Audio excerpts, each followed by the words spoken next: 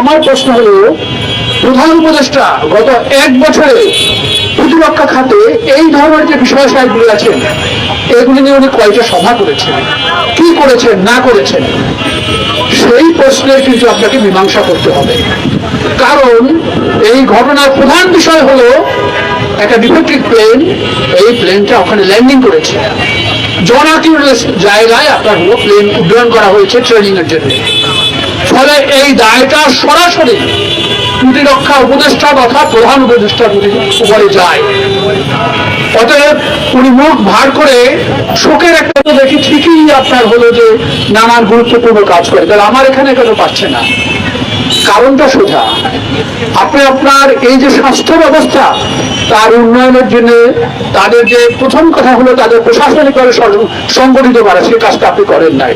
এই সরকার পরিবর্তনের সাথে সাথে রাজনৈতিক বিবেচনায় আপনি কতগুলো নিয়ে আসছেন, তারপরে তাদেরকে যথেষ্ট প্রশিক্ষণ প্রদান করেন নাই, কিছুই করেননি। কিছুই যদি না করেন তাহলে কিভাবে আপনি কি হবে? তাহলে টোটাল ব্যাপারটা আপনার তাদের যে নেগলিজেন্সি, এই নেগলিজেন্সির এটা ফসল। অতএব এই দায়টা স্বাস্থ্য উপদেষ্টাকে নিতে হবে। তাইলে শিক্ষা উপদেষ্টা এত লজ্জাহীন মানুষ, এই বিশ্ববিদ্যালয়ের শিক্ষক ছিলেন, বলেন যে আপনারা তো বলেছেন কিন্তু মাননীয় প্রধান উপদেষ্টা না বললে আমি তো কিভাবে রিজাইন করি না। এত লয়াল ওনরা, তো কাজগুলি যদি না করতে পারেন তাহলে ক্ষমতায় বসে থাকেন। তাহলে আমাদের এখানে স্বাস্থ্যের ক্ষেত্রে আপনি বাইরে থেকে ডাক্তার আনবেন, উন্নত করবেন, খুব ভালো কথা। আমাদের বন্দর আপনারা কি করবেন? বন্দরের কথা বললেন যে পৃথিবীর সেরাদের কাছে দিয়ে দেবেন। পৃথিবীর সেরা কারা? তাদের কাছে দিয়ে দিবেন। তো তাদের কাছে যখন দিবেন, আপনারা আজকে যে যে প্রশ্নটা এসছে যে আমাদের এই যে বিমানের যে প্রশিক্ষণ, এটা ঢাকাতে হতে পারবে না, কোথায় নিয়ে যাবেন? চিটাগাঙে। চিটাগাঙের যে এয়ারবেসটা আপনার বিমান বাহিনীর, তার পাশেই কিন্তু এই বন্দরটা। তো এই বন্দরটাকে আপনি দিয়ে দেবেন বিদেশিদের কাছে।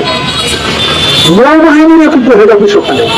তাহলে আপনি এরকম স্পর্শকাতর জায়গায় আপনি বাইরের লোকজনকে নিয়ে আসতেছেন কি কারণে? তাই আমার প্রতিরক্ষার কোনো জায়গা থাকবে না, কিছুই থাকবে না। আপনারা তাই করলেন। স্টার্লিংকের কথাটা একটু আগে এসছে, আপনারা স্টার্লিংকের সাথে চুক্তি করেছেন। কেন করেছেন? স্টার্লিংকের উপরে আমাদের কোন রকম নিয়ন্ত্রণ থাকবে না। নিয়ন্ত্রণ যদি না থাকে, আপনি প্রতিদিন বলছেন মিয়ানমারের সাথে আমাদের গন্ডগোল চলতেছে, ইন্ডিয়ার সাথে গন্ডগোল চলতেছে, তাহলে আপনার সামরিক বাহিনী যখন যাবে তখন আপনি ইন্টারনেটের উপর নিয়ন্ত্রণটা কিভাবে দিবেন? কারণ নিয়ন্ত্রণে থাকবে তো ইলন মাস্কের কাছে। তার মানে আমাদের সামরিক বাহিনী বা প্রতিরক্ষার ক্ষেত্রে আমাদের যে নিয়ন্ত্রণ, সেই নিয়ন্ত্রণটা থাকবে না, সেটা চলে যাবে ইলন মাস্কের কাছে। সেইটা আপনারা করতেছেন। কেন করলেন? যে ট্রাম্পকে খুশি করার জন্য। কিন্তু আপনারা জানলেনও না যে ট্রাম্পের সাথে ইলন মাস্কের আর পীড়িতের সম্পর্কটা নাই। না বুঝে তাকে দিয়ে দিবেন। কত টাকা বেনিফিট পাবে ইলন মাস্ক সে কথা কিন্তু আমাদের বললেন না। কানেকশন কিনতেই লাগবে $500, মেনটেনেন্সের জন্য লাগবে $120। তাহলে টোটাল কত টাকা লাগবে সেটার হিসাব তো দিবেন না আপনারা। কি বললেন আপনারা? আমেরিকার সাথে গত লাস্ট ফাইন্যান্সিয়াল ইয়ারে আমাদের বাণিজ্য ঘাটতি $620 কোটি। অর্থাৎ আমরা এখানে রপ্তানি করেছি $840 কোটি। আর ওদের ওখান থেকে আমরা আমদানি করেছি $220 কোটি। তার মানে হলো $620 কোটি। উচ্চারণটা সোজা, বিষয়টা সোজা না। কারণ $420 কোটি আমাদের এখানে দিতে হলো আপনার ওই যে বিদেশি ব্যাংক, কি জন্য নাম ওরা দিবে, সেজন্য আমাদের নাকে দড়ি ধরে ঘুরাচ্ছে IMF।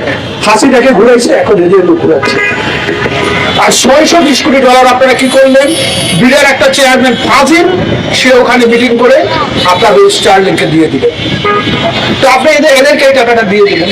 আপনি এরই মধ্যে আপনার কিন্তু আপনার এই যে বলেন একটা কথা যে আনতে দিয়ে কি হবে, প্রাণ তো আগেই দিয়ে দিচ্ছি। আপনি কি আপনার আলাপ আলোচনা করবেন, তার মধ্যে আপনি কিন্তু গেলেন না। যাওয়ার আগে স্টার্লিংকে আপনার দেওয়া শেষ। তারপরে কি করলেন?